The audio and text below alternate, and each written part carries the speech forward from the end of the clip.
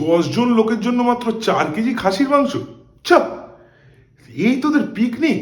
আমাদের ছোটবেলায় 10 জনের জন্য 20 কেজি খাসির মাংস করতে হতো, তাও তো কম পড়তো। আরে সন্তোষদা একাই তো 12 কেজি খেয়ে নিতেন। কোন সন্তোষদা? মা কালের সন্তোষদা রে, যে বছর দুয়েক আগে হাই কোলেস্ট্রল হয়ে মারা গেলেন, ওই সন্তোষদা। মিষ্টি কটা করে মিষ্টি ধরেছিস পার হেড? 2টো? ছা, তোরা সব বাচ্চা কাচ্চা রে। মিনিমাম 20টা করে মিষ্টি খেতে হতো পার হেড। এক একজন তো 50টা 100টাও খেয়ে নিত। কে খেত 100টা? কেন? খাসটিকার পল্টু। খাসটিকার পল্টু একবার 100টা মিষ্টি খেয়েছিল। কোন পল্টু বুঝতে পারছিস না? আরে পোল্টে রে, পোল্টে।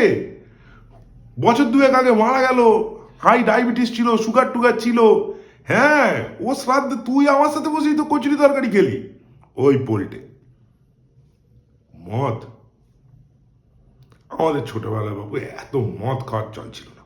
অল্প একটু আধটু খাওয়া হতো, ওই ধর পারের 2 লিটার, তার বেশি কেউ মদ খেত না। এক একজন একটু বাড়াবাড়ি করতো। হে একবার একবার সৌরেন 8 লিটার মদ খেয়ে ফেলেছিল।